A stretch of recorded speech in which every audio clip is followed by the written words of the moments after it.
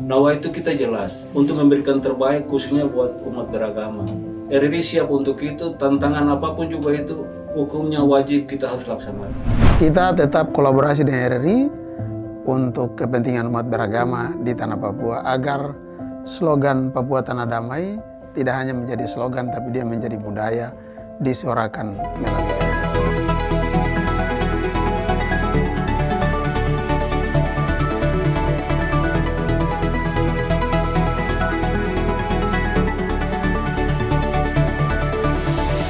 Religi, senang sekali saya Dewi Anggraini dapat menyapa Anda. Salam kerukunan dan selalu banyak hal istimewa di Matoa, umat dan aparat mengobrolkan soal agama, karena kali ini kita juga kedatangan tamu yang istimewa, yaitu Kepala LPP RRI Jayapura, Bapak Joni Iskandar Baso, Bapak ya.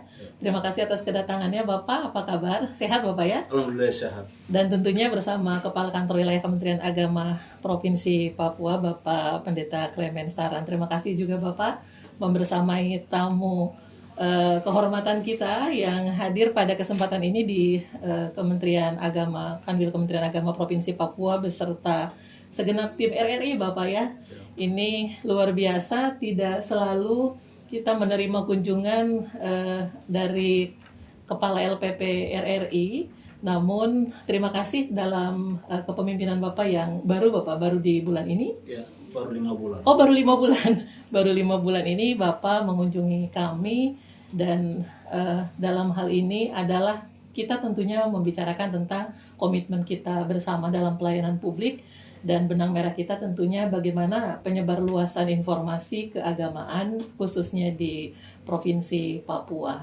Selamat datang Bapak di Kementerian Agama, di Kanwil Kementerian Agama Provinsi Papua, dan khususnya melalui Matoa, umat dan aparat mengobrolkan soal agama. Bapak boleh disampaikan visi layanan informasi publik RRI, kemudian misi juga tentunya, dan harapan Bapak dengan bekerja sama dengan Kantor Wilayah Kementerian Agama Provinsi Papua ini, apa yang ingin Bapak jangkau dalam layanan informasi keagamaan? Baik, terima kasih. Visi dan misi kami kelembagaan Radio Republik Indonesia itu secara luas adalah memberikan penyebaran informasi kepada seluruh masyarakat. Ya. Oleh sebab itu koneksinya dengan Kementerian Agama, kami ingin menyebarluaskan informasi tentang keagamaan buat umat. Oleh sebab itu kami ada di sini untuk memberikan tawaran atau memberikan dukungan kolaborasi dengan Kementerian Agama dalam pelayanan kepada masyarakat. Dukungan itu banyak hal, dalam acara-acara yang ada di RRI seperti mimbar agama Islam atau mimbar agama yang lain, semua kita tampung di situ untuk penyebaran agama kepada masyarakat, seperti itu.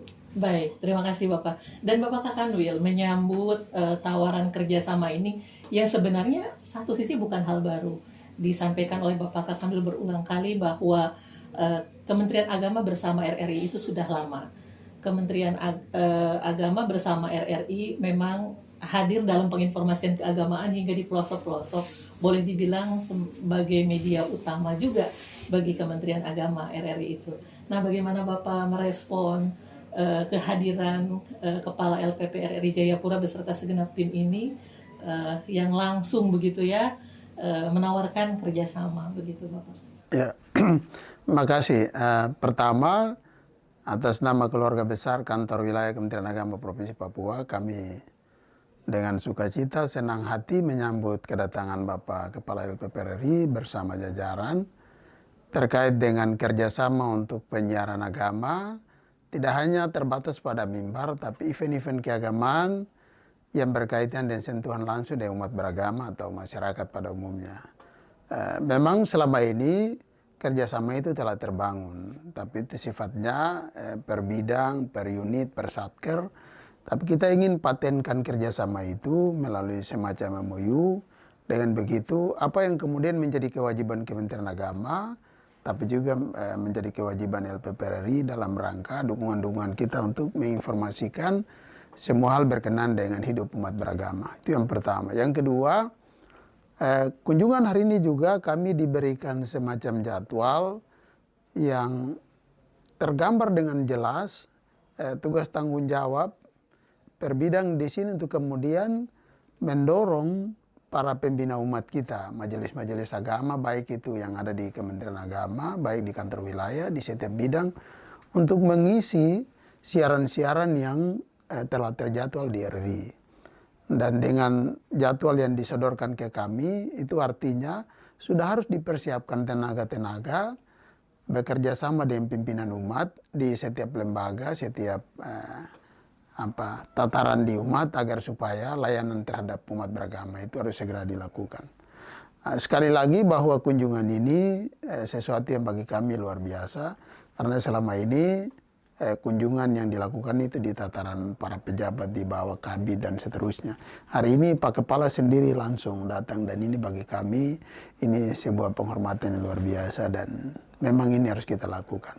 Bahwa LPPRRI dan Kementerian Agama itu sudah sama-sama terjalin komunikasi sejak lama. Dan karena itu kita mesti melakukan itu. Tidak ada alasan karena efisiensi dan seterusnya. Kita mesti percakapkan ini bahwa Kementerian Agama dan LPPRRI hadir dalam rangka tanggung jawab terhadap umat beragama, dan itu harus kita lakukan. Saya pikir ini yang menjadi esensi dari pertemuan ini, dan kita akan tindak lanjuti setelah pertemuan ini melalui MOU. Terima kasih. Bapak Kakanwil, terima kasih. Dan kembali ke Bapak Kepala LPP RRI. Kita tahu bersama bahwa program-program siaran keagamaan di RRI itu sudah lama menempati tempat penting sepertinya ya, karena kita lihat ada banyak program siaran agama. Bapak Kakanwil di sana tentunya merangkul seluruh agama yang ada di Indonesia, dan demikian halnya dengan di RRI Jayapura. Bapak bisa menyampaikan apa makna dari penempatan program-program siaran keagamaan itu di RRI, dan artinya kemudian komitmen dan konsekuensi RRI untuk bersama-sama Kementerian Agama dalam melayani informasi keagamaan seperti apa? Ya, RRI itu ada slogan, ada yang bisa saya katakan di sini adalah satu suara berjuta telinga. Ya. Jadi penyebaran agama ini sangat penting sekali, apalagi kolaborasi kami dengan Kementerian Agama. Karena di RRI kita bisa memberikan dakwah kepada umat, memberikan pencerahan kepada umat dengan satu suara di studio kami, sehingga berjuta telinga di umat bisa mendengarkan itu. Tanpa disadari bahwa RRI telah bekerjasama dengan Kementerian Agama untuk memberikan pencerahan kepada umat. Yang mana yang tadi untuk perubahan dari sisi karakter, dari sisi mindset atau pola pikir yang lain. Itulah yang dilakukan oleh RRI untuk bagaimana kita sama-sama melakukan pencerahan kepada umat.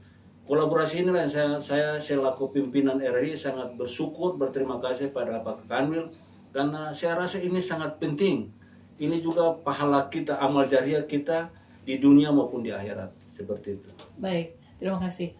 Bapak Kakanwil dan juga Bapak Kepala Stasiun, kita melihat, mau saya Kepala LPP RRI, kita melihat dinamika media saat ini, apalagi dengan dorongan teknologi informasi dan komunikasi semakin luar biasa. Bapak tadi sempat menyampaikan tentang konvergensi media begitu. Maka relasi atau hubungan antara Kementerian Agama dan juga kementerian lain ataupun instansi lain dengan RRI itu menjadi semakin apa Bapak ya, tantangan boleh dibilang begitu, karena misalnya Kementerian Agama juga memiliki berbagai media, bahkan konvergensi juga, media sosial, kemudian media-media internal dan sebagainya. Artinya ada pilihan-pilihan yang itu berbeda dengan zaman dulu Bapak. Boleh dibilang TVRI, RRI, dan mungkin koran utama di sebuah daerah itu menjadi menonjol dan utama dan pertama. Nah, menghadapi tantangan seperti ini di satu sisi mungkin bagi Kementerian Agama menjadi peluang Bapak ya. Kira-kira seperti apa Bapak dengan dinamika ini? Ya, RRI sebenarnya jangkauannya itu sampai ke pelosok. Dan demikian kalau ini maksimal dilakukan dengan baik, maka informasi-informasi keagamaan itu akan menjangkau seluruh lapisan masyarakat. Nah, berbeda dengan media lain, itu biasanya misalnya televisi ya di mereka yang ada di kota, tapi di daerah pedalaman, di pulau-pulau lepas pantai, di daerah pegunungan, itu akan sangat sulit. Tapi jika RRI digunakan maka, nah ini berkaca dari pengalaman ketika saya berdinas di pedalaman, itu jangkauan kita hari-hari kita dengar RRI. Dan luar biasa, informasi-informasi banyak hal. Tidak hanya keagamaan, informasi kaitan dengan politik, budaya, ekonomi, dan semua hal, itu disampaikan dan kita nikmati. Dan bagi saya, atau Kementerian Agama, memang RRI menjadi solusi di dalam situasi di mana informasi tidak bisa menjangkau umat. Nah, RRI menjadi solusi, itu yang pertama. Yang kedua, memang mesti ada penyeimbang dalam seluruh proses menginformasikan banyak hal. Kendati pun kita punya cukup media, baik itu internal Kementerian Agama, tapi juga dalam relasi dengan media lain. Tapi bahwa RRI selalu unggul karena dia tidak hanya di satu ini saja. Ada beberapa, ada Pro 1 dan seterusnya. Dan itu jika muncul sekali di Pro 1, misalnya muncul lagi di Pro 4, maka kita diperkaya dengan sejumlah informasi.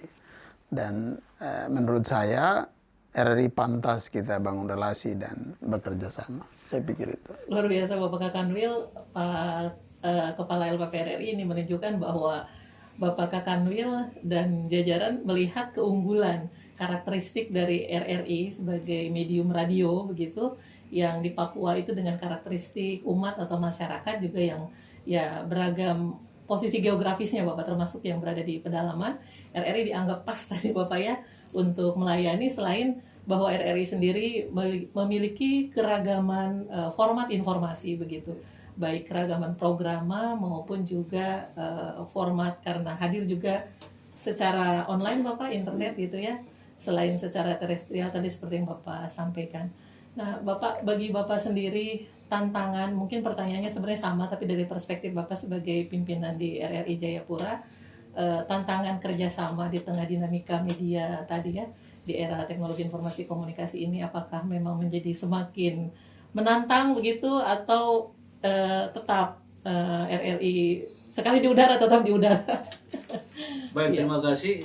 Kalau untuk RRI sekarang ini lagi melakukan pengembangan loh dalam hal digitalisasi. RRI bukan hanya sekedar didengar di radio terestrial, karena berdasarkan kondisi real sekarang ini, untuk digitalisasi kekinian sangat dibutuhkan. Oleh sebab itu pengembangan RRI di konvergensi media, dalam hal ini di media sosial, YouTube, Facebook maupun TikTok dan yang lain-lain, RRI genjot di situ. Di dalam program-program acara pun juga RRI melakukan siaran berupa live streaming loh. Entah itu di YouTube atau di Facebook, kami lakukan itu. Dan selain itu penyebaran luasan kita dalam program acara yang tadi Pak Kakani sudah katakan, ada Pro 1, Pro 2, dan Pro 4. Segmentasi itu kami lakukan. Dan di dalam segmentasi itu kami tetap melakukan konvergensi media live di YouTube, medsos yang sudah ada. Oleh sebab itu yang tadi saya bilang, RRI bukan seperti yang dulu lagi, seperti kata lagu, kita bukan seperti yang dulu lagi. Kita sekarang ini sudah mengembangkan sayap supaya jangan ada ketertinggalan dalam hal informasi.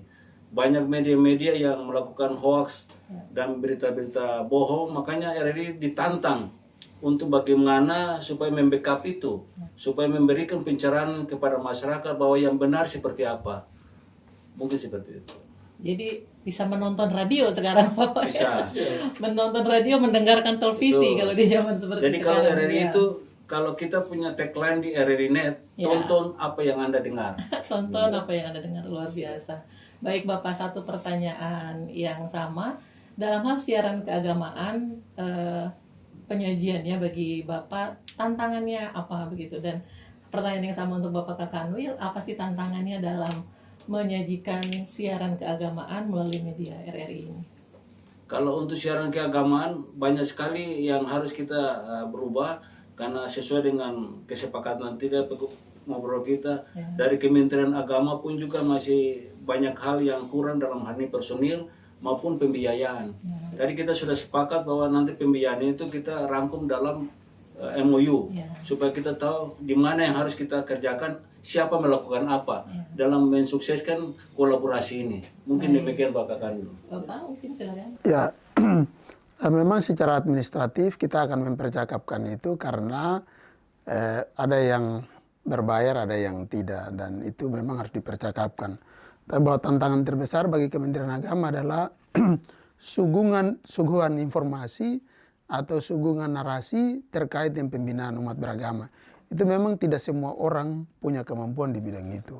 Karena itu Kementerian Agama melalui para kabit mesti menyeleksi siapa yang patut menyampaikan itu, pada tempat mana, dengan narasi seperti apa, dan sumbernya seperti apa. Dan itu mesti diseleksi.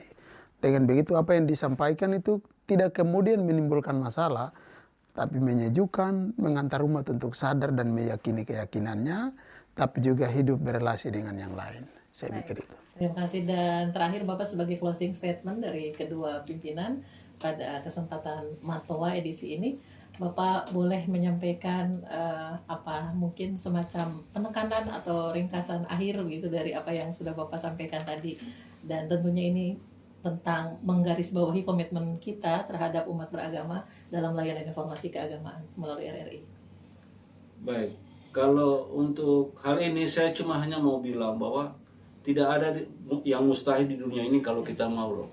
Nawa itu kita jelas untuk memberikan terbaik khususnya buat umat beragama. RRI siap untuk itu, tantangan apapun juga itu hukumnya wajib kita harus laksanakan. Baik, terima kasih Pak Kepala dan Bapak Kakanwil. Sebagai closing statement juga dari Bapak, silakan. Ya, kita tetap kolaborasi dengan RRI untuk kepentingan umat beragama di tanah Papua agar slogan Papua Tanah Damai tidak hanya menjadi slogan tapi dia menjadi budaya disuarakan melalui RRI. Luar biasa. Terima kasih Bapak Kakanwil dan Bapak Kepala LPP RRI telah berkenan hadir melalui Matoa. Dan akhirnya Sobat Religi, kita tadi sudah menyimak komitmen kedua pimpinan baik dari LPP RRI Jayapura maupun dari Kepala Kantor Wilayah Kementerian Agama Provinsi Papua untuk terus melayani umat beragama dengan informasi keagamaan yang berkualitas dan beragam tentunya, dan dengan beradaptasi pada berbagai dinamika informasi dan komunikasi serta teknologi digital yang saat ini kita ketahui bersama. Dan kita tentu bisa berharap banyak untuk tentunya kesejahteraan spiritual umat, dan tidak hanya spiritual tapi kesejahteraan umat di Provinsi Papua.